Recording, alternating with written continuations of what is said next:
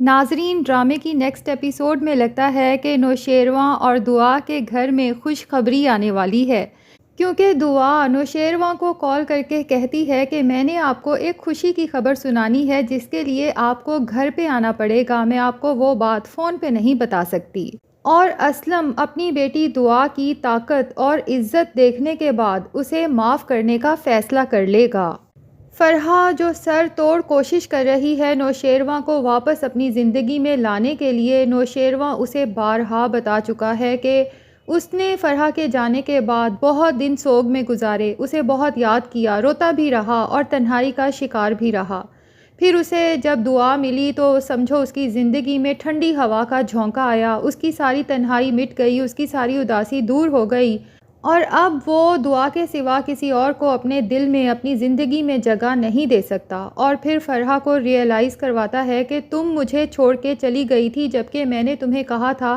کہ تم کچھ عرصہ انتظار کرو، میں اماں بابا سائیں کو منا لوں گا، لیکن تب تم نے اپنی ضد کی اور اب بھی تم بلا وجہ کی ضد کر رہی ہو، جس پر فرحہ کہے گی کہ میں نے غلط فیصلہ کیا تھا، میں نے کسی اور سے شادی کر لی، میرا خیال تھا کہ شاید میں تمہیں بھول جاؤں گی، لیکن جب میں شادی کے بعد بھی دن رات تمہیں یاد کرتی رہتی تھی تو مجھے خود ہی احساس ہوا کہ میں اپنے شوہر کے ساتھ بھی ناانصافی اور دھوکہ کر رہی ہوں، کہ دل میں تو کسی اور کی محبت ہے لیکن زندگی کسی اور کے ساتھ گزار رہی ہوں۔ اسی دن میں نے اپنے شوہر کو چھوڑنے کا فیصلہ کر لیا اور واپس تمہاری زندگی میں آنے کا فیصلہ کر لیا، لیکن مجھے کیا پتا تھا کہ تم بھی مجھے بھول کے زندگی میں موو آن کر جاؤ گے۔ تو نوشیروان فرحہ کو حیران ہو کر دیکھتے ہوئے کہتا ہے کہ ہر انسان کو اپنی زندگی میں فیصلہ کرنے کا حق ہے۔ فرحہ کہتی ہے کہ میں نے جو اپنی زندگی میں فیصلہ لیا تھا وہ میرے سے بہت بڑی غلطی ہو گئی تھی، اگر مجھے 1% بھی یہ احساس ہوتا کہ میں تمہارے بغیر نہ جی سکتی ہوں اور نہ خوش رہ سکتی ہوں تو یقین کرو میں تمہیں کبھی بھی یوں چھوڑ کے نہ جاتی۔ اب فرحہ اور نوشیروان کی گاڑی میں ہی جا رہے ہوں گے یہ سب باتیں کرتے ہوئے کہ اسی دوران دعا کی کال آنا شروع ہو جائے گی۔ اس سے پہلے کہ نوشیروان فون اٹھا کے کال اٹینڈ کرے، فرحہ نوشیروان کا موبائل اٹھا کے کال ڈسکنیکٹ کر دے گی، جس کے بعد دعا کو بھی بہت افسوس ہوگا کیونکہ نوشیروان نے کبھی اس کی کال ڈسکنیکٹ نہیں کی، اور نوشیروان کو بھی فرحہ کی اس حرکت پہ بہت غصہ آئے گا اور دعا کی بھی بہت فکر ہوگی۔ دوسری طرف دعا کو پھر سے اپنے گھر والوں کی یاد آئے گی تو وہ ڈرائیور اور اپنے باڈی گارڈز کے ساتھ اپنے گھر کی طرف نکل پڑے گی کہ راستے میں ہی اسے اپنا باپ نظر آئے گا جس کا کسی آدمی کے ساتھ سخت جھگڑا ہو رہا ہے، تو وہ فوراً ڈرائیور کو گاڑی روکنے کا کہے گی اور گاڑی سے اتر کر جب قریب جا کے پوچھے گی کہ آخر معاملہ کیا ہے تو اسلم سامنے والے آدمی کو بار بار روک رہا ہوگا کہ میں تمہیں کہہ رہا ہوں کہ مجھے ہاتھ مت لگاؤ لیکن تم بدتمیزی کر رہے ہو میرے ساتھ، اور سامنے والا آدمی بھی اسلم کو دھکا دے کے بار بار کسی چیز کی ڈیمانڈ کر رہا ہے، تو دعا اسی آدمی کو پیچھے دھکا دے کے کہے گی کہ کیا مسئلہ ہے، کیا ہوا ہے۔ اب آدمی جب دیکھے گا کہ دعا کے پیچھے دعا کے باڈی گارڈز کی ایک فوج کھڑی ہے جن کے ہاتھوں میں بندوقیں ہیں تو وہ بھی تھوڑا خوف زدہ ہو جائے گا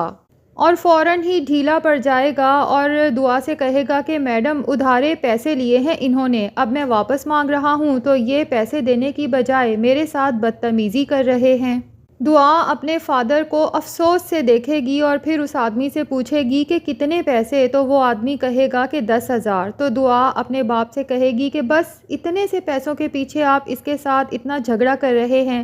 فوراً اپنے پرس سے 10,000 روپے نکال کے اس آدمی کے منہ پہ مارے گی اور اسے کہے گی کہ خبردار آج کے بعد اگر میرے باپ کو ہاتھ بھی لگایا تو، اور اس کے بعد اپنے باپ کو لے کے گھر آ جائے گی، لیکن اسلم تمام رستے دعا سے بات نہیں کرے گا اور گھر آ کر بھی سخت ناراضگی کے عالم میں منہ پھیر کے کھڑا رہے گا، جبکہ دعا کی ماں اور چھوٹی بہن بھی بے حد پریشان کھڑے ہوں گے کہ پتہ نہیں معاملہ کیا ہے، ابا کا موڈ پھر سے برہم ہے۔ دعا گھر میں ادھر ادھر کچھ ڈھونڈے گی، پھر اسے موٹی سی سٹک نظر آئے گی تو وہ اسے اٹھا کے اپنے ابا کے ہاتھ میں دیتے ہوئے کہے گی کہ یہ پکڑیں اور جتنا دل چاہے مجھے مار لیں، لیکن اسلم سٹک پکڑنے سے بھی انکار کر دے گا۔ دعا اپنے باپ کو زبردستی گلے لگانے کی کوشش کرے گی تو اسلم اسے گلے لگانے سے بھی انکار کر دے گا، لیکن دعا پھر بھی زبردستی اپنے باپ کے گلے لگ کے اور سٹک ان کے ہاتھ میں پکڑا کے کہے گی کہ ابا مار مار کے میری ہڈیاں توڑ دیں بے شک، لیکن اپنی دعا کو معاف کر دیں۔ میرے سے غلطی ضرور ہوئی ہے کہ میں نے گھر کی دہلیز پار کی، لیکن آپ یقین کریں کہ آپ کی بیٹی دعا نے کوئی گناہ نہیں کیا، وہ پاک دامن ہے۔ اسلم جب اپنی بیٹی کو اس قدر روتے ہوئے دیکھے گا تو اس کا دل بھی پسیج جائے گا اور روتے ہوئے وہ اپنی بیٹی کو گلے سے لگا لے گا، کیونکہ اسلم کو یہ احساس بھی ہو چکا ہے کہ بے شک دعا نے گھر کی دہلیز تو ضرور پار کی اور اسلم کو بہت عرصے نظریں جھکا کے بھی چلنا پڑا، لیکن جب سے محلے والوں نے دعا کی اتنی بڑی گاڑی، ٹھاٹھ باٹھ اور باڈی گارڈز دیکھے ہیں، اس کے بعد سے محلے کے لوگ بھی اسلم سے اب خوف کھانے لگے ہیں۔ اور ناظرین، دوسری طرف فراز کے گھر میں اس کی چھوٹی بہن کے رشتے کی بھی بات چل پڑے گی، تو اب ہو سکتا ہے کہ فراز کی بیوی کو بھی گھر میں تھوڑی امپورٹنس مل جائے، کیونکہ ظاہر سی بات ہے جب سنبل کا رشتہ آئے گا تو رشتے والے یہ تو ضرور دیکھیں گے کہ یہ لوگ اپنی بھابھی کے ساتھ کس طرح کا برتاؤ کرتے ہیں۔ تو اب عین ممکن ہے کہ فراز کی ماں اسے بھی سمجھائے اور خود بھی اس بات کا خیال رکھے کہ فضا کے ساتھ اب اچھے طریقے سے بات کرنی ہے، تاکہ سنبل کے ہونے والے سسرال والوں پر ہمارا برا امپریشن نہ پڑے۔ اور ناظرین، نیکسٹ ایپیسوڈ میں یہ بھی دکھایا جائے گا کہ دعا نوشیروان سے کہے گی کہ جلدی سے گھر آ جائیں، میرے پاس آپ کو بتانے کے لیے بہت ہی اچھی خبر ہے۔ نوشیروان تو جب دعا کی یہ بات سنے گا تو اڑتا ہوا گھر پہنچ جائے گا اور وہاں پہنچ کے کہے گا کہ بھائی جلدی سے بتاؤ، مجھ سے تو صبر نہیں ہو رہا، آخر ایسی کون سی خوشخبری ہے جو تم مجھے فون پہ نہیں بتا رہی تھی بلکہ سامنے بتانا چاہتی تھی؟ تو دعا کہے گی کہ خوشخبری ہے ہی کچھ ایسی کہ میں آپ کو سامنے بتا کے آپ کے ایکسپریشن دیکھنا چاہتی تھی۔ اب ایک ڈاؤٹ تو یہی ہے کہ دعا ایکسپیکٹ کر رہی ہے اور وہ نوشیروان کو یہی خوشخبری سنانے والی ہے کہ آپ بہت جلد بابا بننے والے ہیں، یا ایک ڈاؤٹ یہ بھی ہے کہ دعا نوشیروان کو یہ گڈ نیوز دے کہ اس کے بابا نے اسے معاف کر دیا ہے اور پھر سے اپنا لیا ہے، اور نوشیروان سے کہے کہ یہ سب بھی آپ ہی کے مرہون منت ہوا ہے۔ تو ناظرین، دوسری طرف فراز جو اب ان کوششوں میں ہے کہ ایک دفعہ نوشیروان کی وائف کا نمبر میرے ہاتھ لگ جائے، تو اس کے بعد اس کے دماغ میں کچھ ایسا گیم چل رہا ہے جس کے بعد اس کا خیال ہے کہ وہ بہت جلد امیر ہو سکتا ہے۔ اب دیکھنا یہ ہے کہ جب اسے یہ پتہ چلے گا کہ نوشیروان کی بیوی کوئی اور نہیں بلکہ اس کی ایکس گرل فرینڈ دعا ہے،